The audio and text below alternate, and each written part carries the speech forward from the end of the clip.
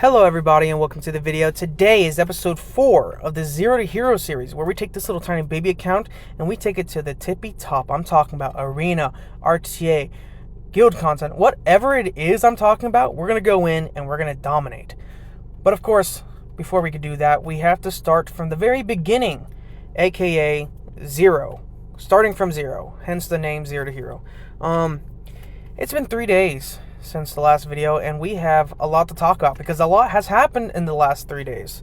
First thing that I want to talk about is something that I'm sure a lot of you guys are excited for, including myself, and that's the collaboration that's going to be happening between Summoner's War and Jujutsu Kaisen the morning of July 30th, which for us in America, that's probably going to be about the afternoon, if not mid-afternoon, which is fine, because I'm going to be at work during that time. But I'm really excited for this. And I liked the other collaborations, but let me be honest, I didn't really play too much Street Fighter growing up. I didn't have too many games that I was playing growing up. I played a lot of Pokemon. But that Assassin's Creed, I never got to play Assassin's Creed growing up. I didn't have a Xbox or PlayStation or whatever it is. And even Cookie Run Kingdom, I didn't care about Cookie Run Kingdom until after the collaboration. So it's just like, none of those I really care too much about. But Jujutsu Kaisen, now let me tell you something. If you've been on the internet at all in the last like year or two, that has been one of the number one most discussed topics on the internet for the longest time. I mean, I can't remember the last time. I can remember the last time, like when I hopped on like YouTube and like you just see the Hikari dance in every single YouTube short. And I think it would be hilarious if they have that in the game. If you just add Hikari as a collaboration unit, and he's just like, he's a support unit, right? And one of his support skills, he's literally just doing the dance, the Hikari dance, that or his idle animation, like, you know, the ones these units do, is like, again, the dance. That'd be funny. I don't know. I'm still excited though, and regardless, until then, I'm just not going to be summoning scrolls. So you guys are gonna have to wait 5 days before I summon any amount of scrolls.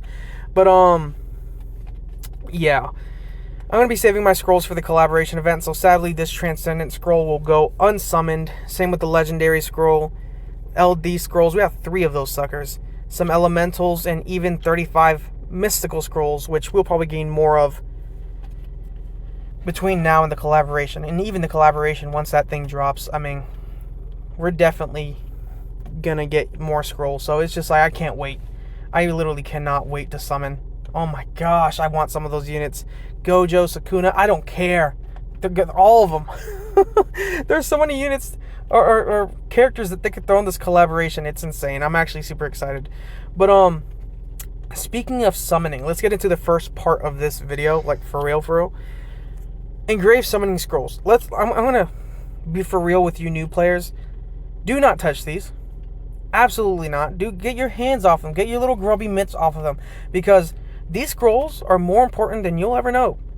See, unlike other scrolls in the game, excluding, you know, event scrolls and all that stuff, you actually get to see what you're summoning. So you should be using this to your advantage. Wait for specific units to pop up. There are 3 units that I actually have in mind that you should be waiting for. These 3 units being both the Water Twins and the Water Cannon Girl. And as you can see, they're not anywhere near here. We're not going to get them for a while. But you're probably asking, okay, why those units? Well, the twins, the twins are going to be so important for the Rift Beasts. I mean, they're not needed, but they definitely help. Oh my god, they definitely help. And if you can just save your, Engrave summoning scrolls for them, if you don't have them already, you're at least increasing your chances of having them by the time we enter the Rift Beast. Because trust me, I'm going to be using them in my Rift Beast team. And these girls right here are going to boost us so far, because they're just that good of a unit, right? Both of them are really good units. On top of that, you do have Abigail, which Abigail, you should aim for Abigail if you already have the other 2. If you don't have the other 2, then don't worry about Abigail, aim for the other 2. But if you do have the twins, then aim for the Water Cannon Girl, aka Abigail, because she's going to be pretty good in Necropolis, which we'll be aiming for Necropolis not too long after the Rift Beasts. Which, let me talk real quick about the route in which we're going. Like, first, of course, is Giants. Once we get Giants done, we'll be farming for a little bit, and then we'll head into the Rift Beasts, complete all of the Rift Beasts. Then after that, we're heading into Necropolis. Then from Necropolis, we go into Dragons, and then from Dragons, we go into both Steel Fortress and Punisher's Crypt, and then from there into Rift Raid, and then from there, our account looks pretty sweet. I mean, we could also head to Spiritual Realm right afterwards, but, I mean, that's the route we're going. And I can explain that. I mean, I guess I could explain it a little bit. Reason being, from going from Giants to the Rift Beasts is enchantment gems are going to be massive for your account. Because it's not going to be too hard to beat the Rift Beasts. And once we start getting enchantment gems in, it allows us to further improve the runes that we're throwing on these units. And it also drops like stuff like Beast Claws, which Beast Claws can be exchanged for grindstones in the crafting building, which will also further increase the stats on our runes, just making us unstoppable. Once we start farming the Rift Beasts for real, our accounts are gonna look god tier, right? So that's why. And then going into Necropolis, we'll start to get rage runes, which will make everywhere else in the game easier. I mean, once we can start throwing rage runes on units like Lyn and heck, even Crow, we're set, right? And even the twins receiving rage runes, it'll just improve our account everywhere. But that's why. And then not Spiritual Realm, but Steel Fortress and Punisher's Crypt are going to be pretty big once we start beating those because of the artifacts. But until then, you know, why not start to look out for units that we're going to need then? So that's why you shouldn't be touching any of those scrolls or any of those pieces, because you should be waiting until they come by, right? And we're not getting them for a while, so it's going to give you a lot of time to pick those units up. But let's move on to the next thing. So the next thing that I wanted to start talking about was missions, specifically the start of the day missions. You're going to notice that this thing gives you a reward that you don't really see anywhere else, which is the new summoner tokens. Once you get one of these every day from just logging on to the game, you could redeem it at the top right here, which takes you to this little special shop, and you get a lot of rewards, and all of them look pretty enticing. I mean, Devil Mons, Rainbow Mons, crafting materials, legendary runes of a lot of sets, and even energy. All those are really appetizing, but let me tell you what you should be aiming for first. At first, go ahead, splurge on the mystical scrolls, because you don't really need any of the other rewards immediately, because you're not going to be doing really anything massive until day 3 or 4, which by that time you'll already have redeemed a mystical scroll thing like 2 times, which that's all you could ever redeem it for. But after that, then you'll aim for the ancient coins, which every time you redeem this, you'll get 200 ancient coins, which you could redeem it up to 3 times if I recall, which means you can get up to 600 ancient coins, which is more than enough for your first monster from the ancient coin shop, which we're going to talk about in a second. But after you get all the ancient coins, aim for the Devil Mons, and then potentially the Rainbow Mons, and then after that, the energy is not bad at all. Specifically the 2A energy. After that, you're free to pick from whichever one of these that you want. The reason I would pick the runes last is because while you could get something amazing, you could also get garbage. So why not pick the things that guarantee you progress, like ancient coins and Devil Mons, right? So with that being said, let's go to the ancient coin shop. So once you're at the ancient coin shop, I know you're going to see a lot of things that are very appetizing, especially the legendary summoning pieces, re-app stones, even emojis if you're into that. Heck, even 6-star legendary runes. But the monster pieces is where you're going to aim for. And you're going to go through this list and you're going to click on Iragar, the Dark Vampire Lord, or Darkness Vampire Lord. He's going to be the biggest unit and the most important unit out of all the units lined up here. I mean, a lot of these other units are good, like Ander, whatever, I can't remember his name. The Water Magic Order Guardian. Bernadette is pretty good. El Sharion is pretty good. But Iragar is definitely going to be the biggest unit here. Reason being is because he's also going to be an amazing unit just for your account in general. I mean, his versatility is damn near unmatched, only being matched by a couple other units, right? I mean, he could be used in every single Rift Beast team. Well, so that's 5 teams right there. He could be used in Rift Raid. He could be used in Steel Fortress. He could be used in Punisher's Crypt. He's going to be really, really good for us. So he's the first unit you should be picking. And again, since we're going into Rift Beast next, start gathering the units that you're going to need for those Rift Beasts. While Ander is a pretty freaking good unit, I think, Irogar is going to be even better. But we will pick up Ander later because he's going to be pretty good, especially when it comes to not only the Fire Beast, but when it comes to the Dragon's floor. Because look at this. I mean, he's going to have this skill 3 up a lot, which he's going to be able to do a lot of damage. So we have a lot ahead of us. But for now, just get Irogar once you have the ancient coins. But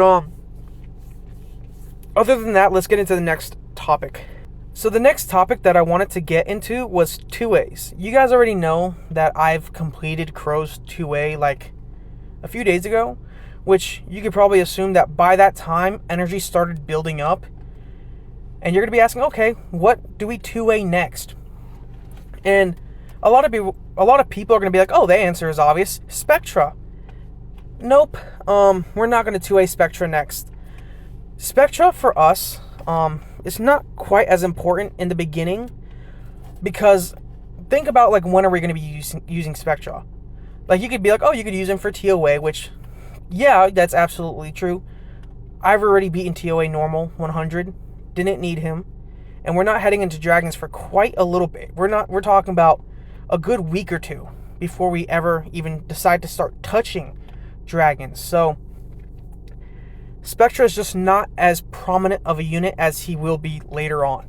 What we should start doing is 2Aing or Second Awakening units that we're going to need later on and will be useful to us now, right? So that unit is it's going to be Shannon. Shannon is our next 2A. Now let me explain myself. Shannon's 2A is much better and more important than Spectra's than you think. At least for now, right? In my opinion, I already told you guys the route in which we're going, but I didn't really give you a time frame. Within your first week, you should be aiming to complete Giants, at least minimum B10, and then work your way towards Abyss. Once you can get into Abyss and start farming it, that's when you're going to start preparing for the Rift Beast, right? But in my opinion, once you complete Giants B10 or Abyss, you should be sitting there for a few days. So why not 2A units that are going to help you with this and then head into the Rift Beast? And then once we head into the Rift Beast, it's going to take us a few days to even beat that. And then once we beat that, we'll be sitting in there for a few days. So you can imagine there's a lot of time that we're going to be using up before we even ever touch Spectra or the areas that we're going to be using him in. So I just don't see why it's necessary to 2A a unit that we just don't need right now. That's like trying to 2A an Ikaru right now. We're going to need Ikaru later, don't get me wrong, but we just don't need him now. So why 2A him now? You know what I mean? So I'm not saying Spectra's bad. He's just not needed at the moment. But Shannon, she is needed at the moment.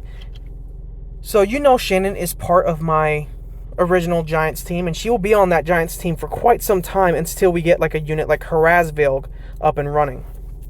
But let's go over Shannon's kit real quick and explain why her 2A is much better for us. So her skill 1 essentially just places glancing hit on the enemy that she attacks for 2 turns. Her skill 2 attacks all enemies and decreases their attack speed for 2 turns every 3 turns. And then her skill 3 increases the attack power and defense of all allies for 3 turns every 4 turns. So pretty good support monster. And alone, even without her 2A, she's pretty freaking good. But with her 2A, she's even better. So not only is she even tankier, but her skill 1 places glancing and absorbs the attack bar. One thing that you're going to notice as you first enter Abyss is that the Giants boss will attack a lot. And whenever he attacks, he just hits so unbelievably hard. He's going to be so annoying. But her skill 2 does the same thing that it did before, but it also absorbs attack bar by 10% with an 80% chance every 3 turns.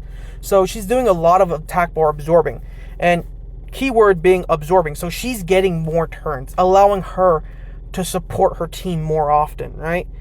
This is going to be good for wave control and just control in the Giants floor, which you're probably noticing if you're following really like directly after me and you're using all the same units that I'm using. That wave control is probably the one thing that is making your Giants team take a long time, right? So 2Aing Shannon will definitely help with crowd control in Giants, and it'll make our teams not only faster but safer. So Shannon is a must do, and within the next few days I'm even going to be improving her runes. I'm going to be getting her on better despair and energy runes, so she's more accurate and tankier and faster. I mean, she's just going to be overall better. But her 2A is important. But after that, we can talk about the next 2A when we get to that point. But yeah, I'm going to be 2Aing Shannon. I know some people might not agree with me on that, but that's, I've made up my mind on that. I'm 100% headstrong into that idea. I don't know how to explain it, man. Okay, so the next area that I want to touch up on is my Giants team and just kind of see how it's doing. I haven't really tried Abyss hard yet. I did Abyss normal and we beat that, but I know that I'm not gonna probably beat it, but I think it's worth doing a test run just to see where our problem areas are. I think I know where they are, but I just want to show it on camera and see it. But we definitely still need improvement amongst runes and just monsters in general. So one thing that I will say is that Bella definitely needs more accuracy, and she needs to just be fast. So I already knew that. Let's see. So with Shannon's 2A, this won't be too much of a problem. The thing with the waves moving, plus Veramos needs better runes. So we're landing stuff, which is nice. Yeah. If Shannon were 2A'd, we'd be absorbing attack bar and we'd be moving more often. I was thinking of putting Charlotte, because at the very least Charlotte would be great for crowd control and the waves, but I'm thinking against it because she's going to proc a lot of counterattacks from the Giants boss. Probably. We could try her. Here, after this run, we could throw her in, because I do have her built. But just I threw some quick runes on her for fun. Probably shouldn't have, but I did. But who I would probably just replace Lynn. Let's see. They're doing fine. It's slow, but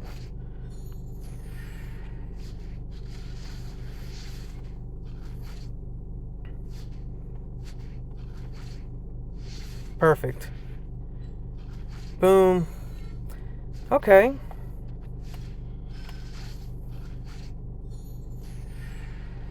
Not bad. And with Shannon being... I can't express this enough. With Shannon being 2A'd, we will definitely have a much easier time. I mean, this is going, swimmingly, I guess is how you would say it. But, that was bad.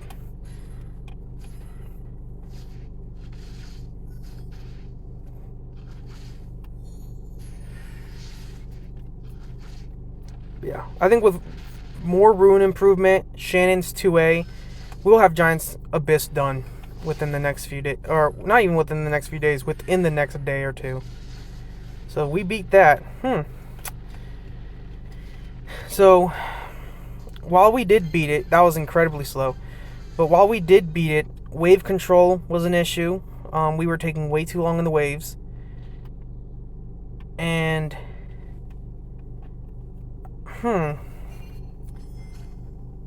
Wow. That's a pretty good rune. That's not bad. Let's throw in Charlotte. So, this is what she's on. She's on just random BS. Speed, crit damage, HP. So, she'd be good for, like, crowd control. Like, boom. Attack bar absorption. Plus, she places glancing, which will be really helpful. Oh, I should talk about the... Oh, my God. I almost forgot about this. After this fight, I need to talk to you guys, or at least show you guys something. So, one unit that we're going to be aiming for, that you should start aiming for now, is Akamamir. Akamamir is the Wind Ifrit. So you know what Veramos is. Veramos is the Dark Ifrit. Akamamir is the Wind one. You could obtain him through the guild shop, but he's going to be a pretty big deal as well. And I'm just hoping that you guys aren't wasting too many points on getting like scrolls or whatever it is from the guild shop. Like if you bought the Rainbow Mon, that's fine. That's what you should be doing. But like after that, like for sure you should be aiming for the Ifrit pieces, so we potentially summon a Kamamir. Because if you can, he's going to be an amazing unit for this dungeon as well, because you could throw him on Despair Blade as well. He'll do a lot of damage, plus it'll help with crowd control. So he's going to be a really big deal. So I'll show you kind of that in a little bit. So Charlotte seems to be working. I mean, she's really good when it comes to crowd control. If I could throw on her on Despair as well, that'd be amazing. But she has attack bar increasing, attack bar reducing. I mean, this seems like it's helping a bit. Even if she's not doing as much damage as Lynn, this is really nice.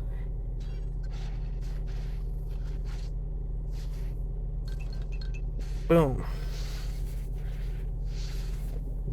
She's going to use skill 3. Yep. I know. I knew we were taking too long.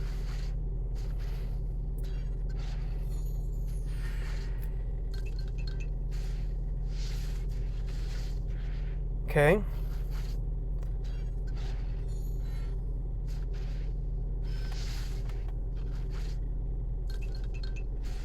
That didn't help.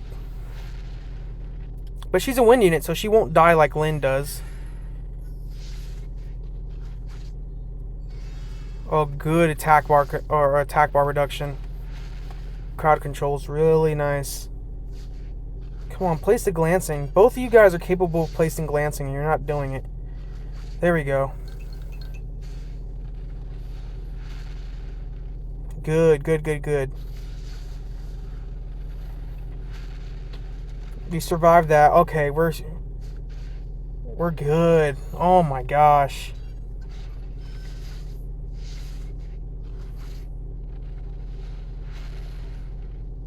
Not bad at all.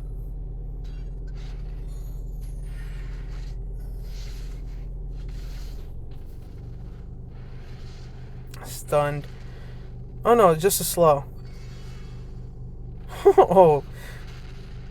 We're surviving. This is taking a little long though. But I'm fine with this. Something to think about. That's 3 minutes, ain't it? Yeah. That was a long time. We're clearly not ready for a full-on Abyss yet, but we're close. Again, crowd control seems to be the way to go. So let me show you. I'm already starting to aim towards a Kamamir, but we have a 1 in 3 chance. We have a 33% chance to get this guy from the summons. So hopefully we get him on the first try. If we do, that'd be a really big deal.